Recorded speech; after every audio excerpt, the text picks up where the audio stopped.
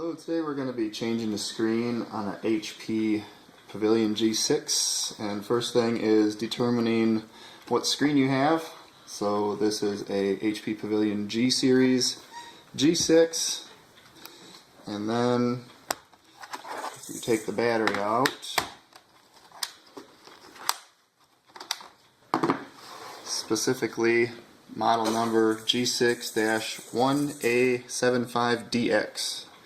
And on laptopscreen.com, it's pretty straightforward for selecting your screen.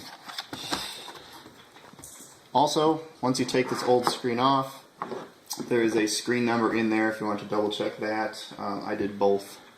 As far as tools you need, small Phillips screwdriver, flathead screwdriver, little utility knife, and obviously nice to document it. But first thing you have to do, you have to pop off these little retaining pieces of plastic that expose the first screws you have to take off.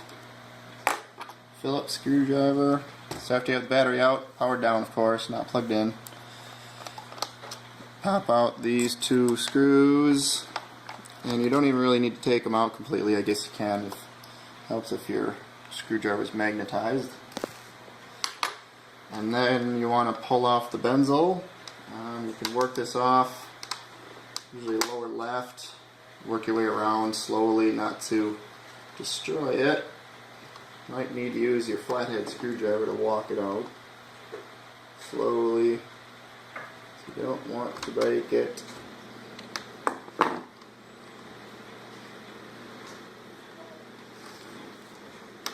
Come on now, work from this way I guess.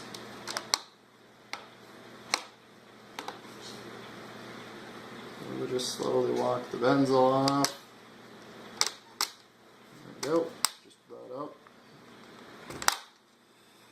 Alright, so that is off. So I'm not a professional computer technician. This is actually my first screen removal, but it seems pretty straightforward. I've done a lot of other computer repairs, but all personal stuff. So next thing you need to do is there's 4 screws that retain the screen. There's 2 on each side.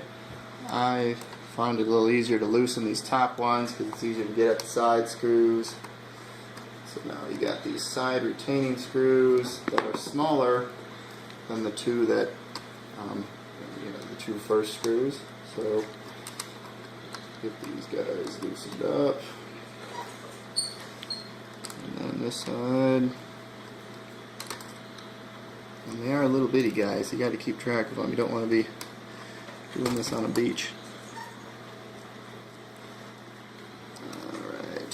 Alright, so that's all 4 screws. Next, just pull it towards you. This is a cracked screen, so I don't care about it too much. But with the next screen, you probably want to lay something down so you don't scratch the new screen. But this being an old screen, I don't really care about it. So we're just going to flop it down. And right away, the top cable came apart that was attached to the camera, so that's the first one you got to disconnect. Mine just slid right out because it has some tape adhering it to the screen. So that's the first thing you take off. The next one is this little 40-pin connector. Use the utility knife and pull up the tape. The tape is holding it in the socket, so lift up the tape, and it pulls the connector out of the socket, just like that. And a couple other sticky spots, and there's a busted screen. Next, you can also double check these part numbers on the back. And this is also something you can look up on the same website, laptopscreen.com. This top number right here, this is a Samsung, is who manufactured this screen. So if you cross-reference just the screen on that website, LTN 156AT05, that'll also give you the same screen. So there's a couple different ways of looking it up on that website. So now, going to the new screen, make sure that you don't have a lot of static on your hands. You don't want to be doing this in the dead of winter without being grounded. I don't have a wrist strap on. It's pretty humid this time of year, so it really shouldn't be a problem, but something you do want to be conscious of. If you're somewhere really dry. So this is the replacement screen. Has a protective piece of plastic on it that we're going to lay down on the keyboard. Like I said, so we don't want to scratch that thing up. Alright, get this thing in place here. So, installation, reverse of removal, right? So we'll get this 40 pin in here. Right. There's a couple little tabs. You have to kind of work it under those tabs, and then use the tape to kind of draw it in. It'll click into place. I think we got it there. Just touch with the utility knife to make sure that it's in all the way. It seems like it's in all the way. Okay, so lay that down, and then let's get our camera connected back up. And there's a little ribbon that you use to draw that in. You can feel a small click. Next, lift the screen up into place. And it's an exact fit, which is always the bonus, right? And now get those 4 side screws back in.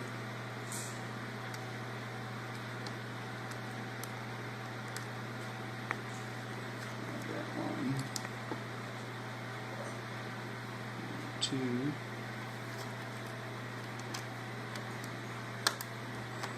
Put that on there. Alright.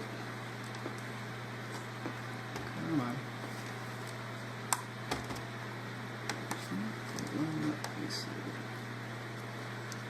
There we go. It's drawn in. Alright. 2 down. We're going to tighten this bracket screw. Now this side.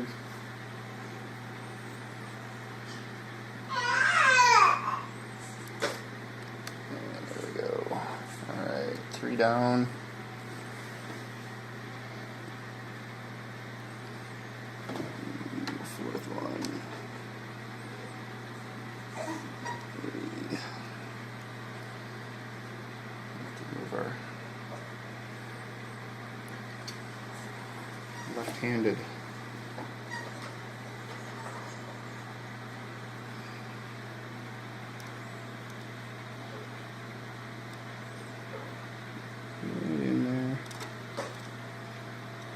Tiny, tiny screws.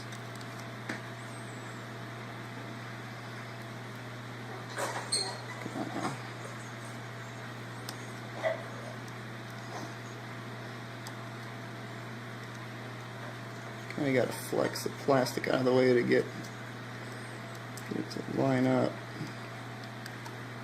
Okay.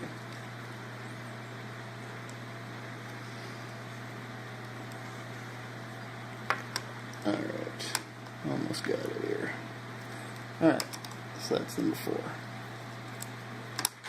Alright, 4 screws, tighten top bracket down, and now what they recommend on laptopscreen.com is at this point, before you put the final Benzel on, you can actually power it up, at least to the intro screen, to see if the connector is in properly. So we'll go ahead and slap the battery in for 2 seconds. See what happens. Power status light on my button, and the screen comes up. Alright, so that looks good. It's not really happy the way it was powered down last, but whatever. You can do with that. Alright, so screen was installed correctly. Next, slap our Benzel back on. On real quick, and walk that around, and then the last 2 screws.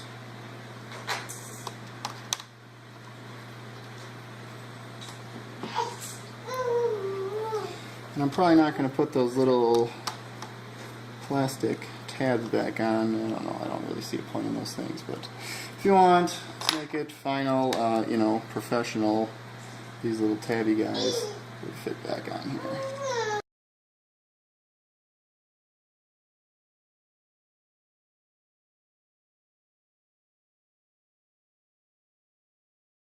This is